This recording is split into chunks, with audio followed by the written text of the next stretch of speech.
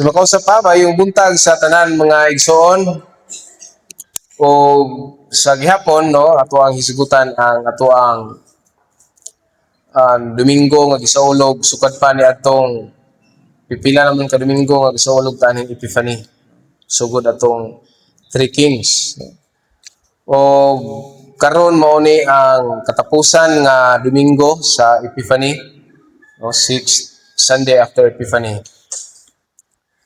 Ang Epiphany mao kini ang pagpadayag sa tuang Ginoong Hesukristo nga siya mo'y naghari sa kalibutan. Ang Epiphany nagpakita usab biblically sa mga magi, no, si Jesus nagpadayag ingon nga usa ka bata. Si Jesus usab nagpadayag ingon nga usa ka tawo nga nagpabunyag pinaagi ni Juan. O daghan pa nga mga milagro. Ilabi na katong pagpakaon sa mga pipila ka libo nga mga tao, no? Pinaagi lamang sa gamay nga pagkaon. Makita nato nga literal nga kadaugan ang Epiphany. Apan ini nga Domingo sa ikaunom nga Domingo mao kini ang katapusang Domingo sa Epiphany o diin sunod Domingo mao naman ang unang Domingo sa Kwaresma. Diin lahi ang klase sa pagpadayag sa tuang Ginoong Hesukristo.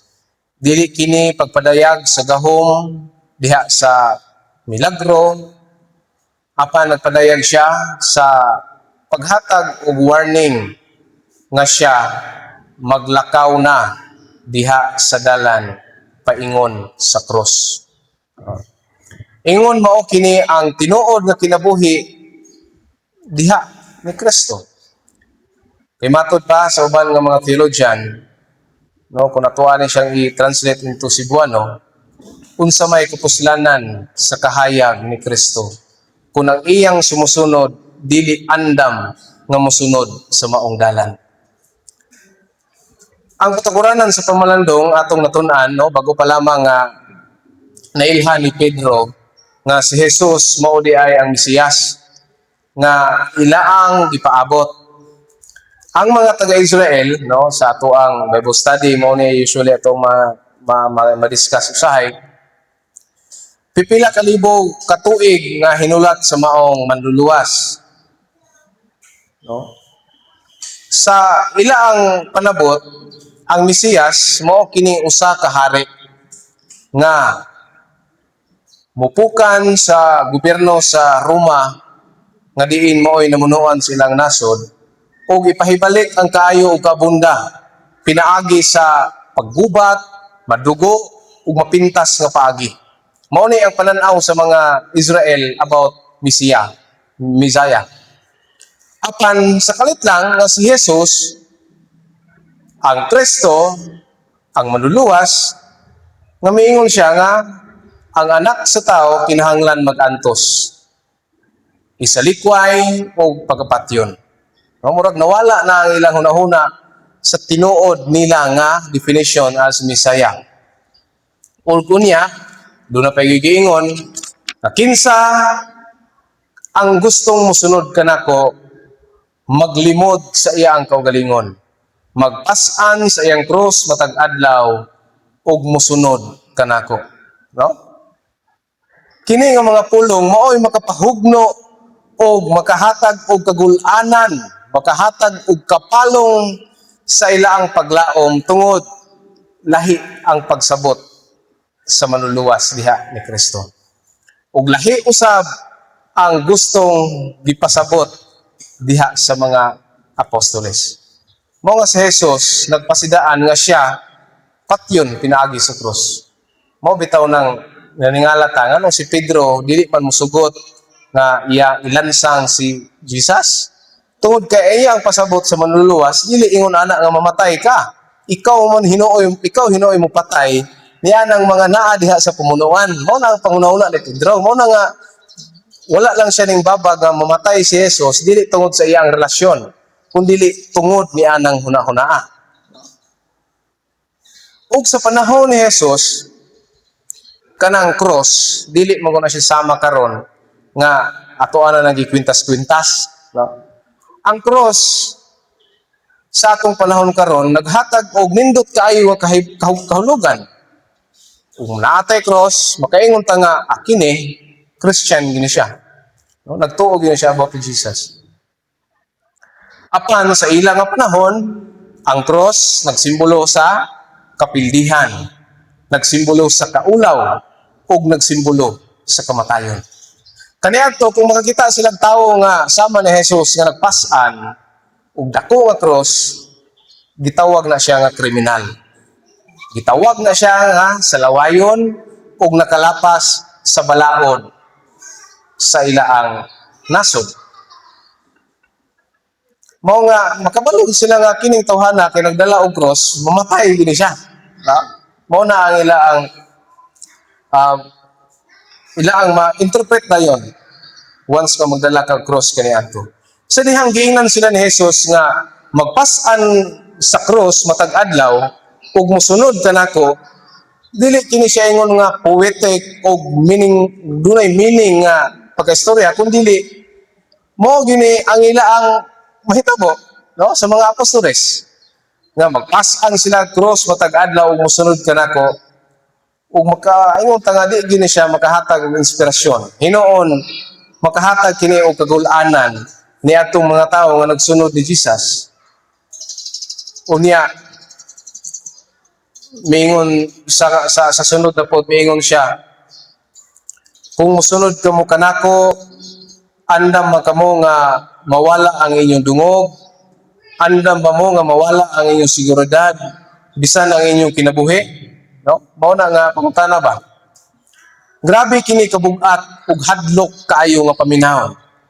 Usa kini kapag hagit ug pagsulay nga nagpasidaan kanila nga ang tinuod nga pag-alagad sa Ginoo dili kini mahitungod sa tuang feelings nga karon ba nga very romantic kay ta pag moingon ta og pag-alagad, pag-serve sa Ginoo, pakirelasyon, very romantic na kayo na nato karon. But diha sa tinuod nga konsepto sa pag-alagad, usa kini kamadugo og kinahanglan nga full commitment nga mosunod ni Jesus. Tungod kay naagyoy mahitabo nimo. Mo to mga apostoles nga hurot dito sila kamatay, no? Hurot dito sila kamatay sa panahon ni Jesus. It requires wholehearted commitment while following Jesus. Dugang pa, nagpasidaan si Jesus sa iyang sumusunod na napoy giingon ni Jesus nga ang gustong magluwas sa iyang kinabuhi mawala kini. Apan ang mawad-an sa iyang kinabuhi tungod kanako makakaplag niini. Sa atong kultura, no, kanang term nga kalampusan, kanang atong iisa ang ato ang kaugalingong nga bandera ba. Kinahanglan nga mailhan ta nga maayo tang laki o ang atong pangalan gusto nga mailhan sa kadaghanan.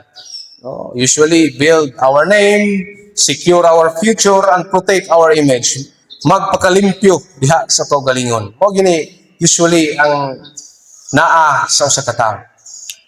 Kung mahimo, no, i-maintain gyud ang reputasyon, especially kung usa ka leader. Ug mao ni ang full concept sa usa ka tawo kung moingon kita og kalampusan. Apan lahi ang paglantaw sa kalampusan diha ni Ginoong Hesus. Kay tinuod nga kinabuhi nga naa ang kalampusan mao kini ang puno sa unsa ang realidad. Tinuod ug maayo linya sa pagbuton sa Ginoo. Dili kini mahitungod sa pagtigom ug dungog. Dili kini mahitungod og pagtigom sa bahandi. Dili kini mahitungod sa pagtago sa unsay realidad sa atong kasing-kasing. Dili kini mahitungod sa tuang identity. Aron may mahimo kitang famous sa kadaghanan. Tungod kay kung naa kini kanato nga mga klase nga pangunahuna, mao nang naa ang pagpanglimbong, naa na ang pagpamakak, o naa na ang muresulta sa dili patas nga pagkinabuhi. Mga igsoon, makita nato nga lahi ang panglantaw sa atong Ginoo kaysa kanato nga mga magtuturo. Kung kita always nga nagsecure para sa atong kaugalingon, No? Kinahanglan nga manghipos ta, kinahanglan nga magtipig ta, ug mga unsa ito ang matipig para sa sunod nga mga adlaw. Apan diha ni Kristo, instead nga atong pugna ng atong kaugalingon, kinahanglan di kini natong ihalad ang tanan nga unsay ani ato nato. Even negative and positive man kini. Aron maangkon nato ang tinuod nga kagawasan. Naay time nga kanunay kitang magaampo nga unta dili ta maglisod, unta di ta masakitan. Apan sa dihang musunod ta tinud-anay diha ni Jesus, naa ang tinuod nga kasakit. Sa kasakit, idubanan sa pagtuman sa sugo si Dios, naa ang dakong kahimayaan matud pa sa ebanghelyo. Nganong ingon ini man ang kinahanglan masinati sa usa ka magtutuo ni Jesus. Tungod kay dili lamang kini mahitungod sa kahayag, no? Dili lang kini mahitungod sa pagpangita nato sa kahayag nga atong makita literally, kundi mahitungod kini sa kahayag nga mosulod sa atong kasing-kasing ug magausab sa atong dalan. Mao nga kun ang dalan kaniadto nga atong gilakwan dili nato maklaro, apan kun maglakaw kita padulong sa krus, bisan og lisod, bisan og negatibo kini, para sa atong panglantaw, mamahimo kining kahimayaan. Sama nang magtanom ta og usa ka liso baghana, no? Sa dihang ato nang ibutang diha sa yuta, tabunan, di ta ka sure kung mutubo ba na, mudako o mamunga ba na. Apan atong timan-an nga ang liso kinahanglan nga ilubong sa yuta aron kining mutubo. Pasabot nga kinahanglan kinahanglan una ilubong diha sa yuta aron moturok, makagamot o makahatag og mga maayong bunga. Ingon ini usab ang prinsipyo ni Jesus. Ang usa ka kinabuhi nga andam ilubong, andam magpaubos, o andam maghatag sa iya ang tibuok kaugalingon, naa ang taas nga pasensya, mao kini ang klase sa kinabuhi nga motubo o posible nga mamunga og mga maayong bunga. Ingon ini ang gustong mahitabo ni Jesus sa iyang mga sumusunod. Mao bitaw nang miingon siya na kung may buot mosunod kanako, kinahanglan nga magdumili sa iyang kaugalingon, magpas-an siyang krus sa tanang adlaw ug mosunod kanako.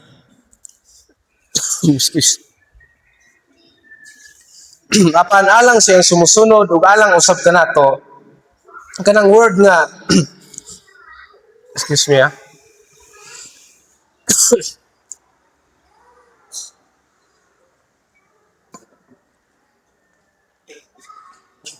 kanang word nga magdumili sa iyang kaugalingon, no? Sa English kanang deny yourself, no? Sa atong gibasa na namay giingon diha nga kinahanglan nga magdumili siya sa iyang kaugalingon. Tungod kay ang naa sa atong hunahuna, no, lisod ang gihimo ni Jesus. No, naa sa atong hunahuna nga bugat kayo. Apan ang word nga deny yourself, dili day kini mahitungod sa pagsusay. Ug dili kini mahitungod sa pagpasagad na lang sa atong kaugalingon. Hinuon mao kini ang pagputro or pag-reform mahitungod sa unsay sentro sa atong kinabuhi. Meaning nga dili na ang atong kinabuhi mismo ang kanunay natong gihatagan og bili, kundi mao na si Kristo ang atong Ginoo. Ug kini mao ang iyaang pamaagi aron sa paghagit sa iyang sumusunod, aron makahimo nga magalakaw usab sa dalan nga gilaktan. Ug diha sa mga paglakaw paingon sa krus, bisan malisod kini nga pagkatawgon, lisod kini pagkatan-awon, apan tungod si Kristo naman ang sentro sa kinabuhi, mamahimo kini magaan o kalipay nga krus nga atong pagpasaanon.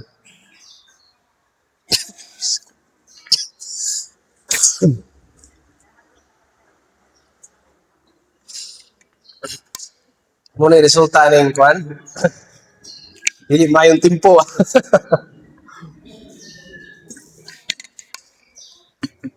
May isoon alang sa padayon unsa man ang ato ang cross, no? Dili man kini literal nga ang cross mo ang atong pasanon. Apan kini nga cross dili na kini mahitungod sa atong mga pag-antos, no? I mean, kini nga cross dili kini mahitungod sa atong pag-antos kun dili mao kini ang mubarog sa atong kinabuhi ug magahatag sa tanang kaayuhan. Ang cross pwede siyang mamahimo nga mao ang pagdawat sa atong isig nga tao bisan nasakitan kita. Ang cross mamahimong simbolo sa pag-alagad nga walay pili. Ang cross mao usab or pwede siyang simbolo sa pagkamatinud-anon o bisan nga walay naglantaw kanato. Ang cross mao ang pagbiya sa atong mga sala nga nagahatag kanato og pagkaulipon.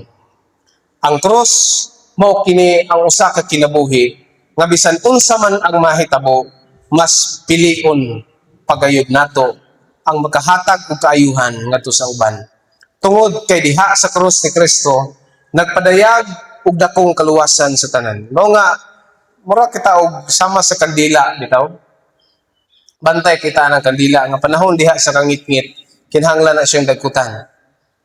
Kinahanglan pasigaon aron ang panimalay makaangkon og kahayag, makahimo og mga trabaho ug dili sila mga twitan. No? Apan atong tan-awon ang kandila nga magkaanam na siya og kalanay. Pero at least nakahatag siya og kahayag diha sa kangit-ngit. Ang kadila samtang nakaanam siya og kaupos apan ang bili niya importante kaayo. Nagahatag og dakong kahayag diha sa mangit-ngit nga dapit. Mao nga kana nga klase sa kinabuhi nga naglakaw paingon sa dalan sa krus. Usa ka kinabuhi nga maghatag sa kahayag hangtod sa katapusan sa atong kinabuhi. Ug katapusan diha sa balang kasulatan maigsoon giingnan ni Hesus sila nga adunay pipila nga makakita sa gingharian sa Dios sa ilaang kinabuhi. Ug humani ini nga istorya misunod ang Transfiguration, usa ka pahimangno nga ang dalan sa krus musangpot sa kahimayaan.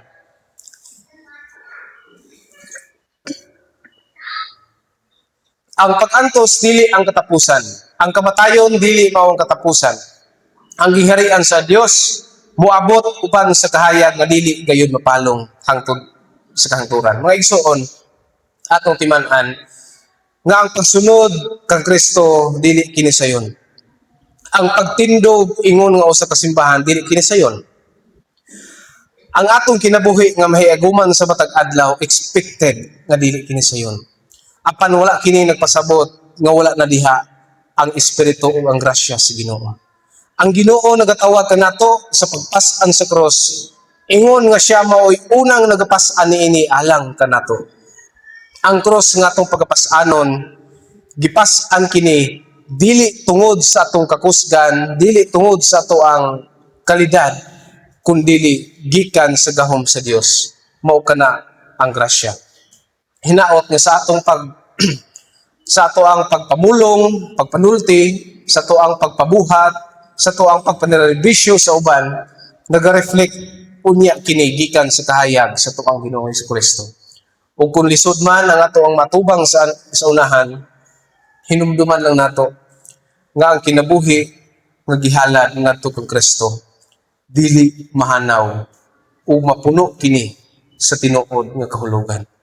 Mao nga magalakaw unta kita musunod uban sa kalig-on sa tong pagtuo. Magapas-an kita sa tong krus sa matag adlaw. Musunod kita kang Hesus tungod kay siya ang ato ang Ginoo. Kanunay nga nagauna sa atong dalan. O kini nga dalan, mao kini ang dalan paingon sa krus nga magadala kanato sa kahayag ni anang gingharian nga walay katapusan. Sa ngalan samahan sa Anak ug sa Balang Espiritu. Amen.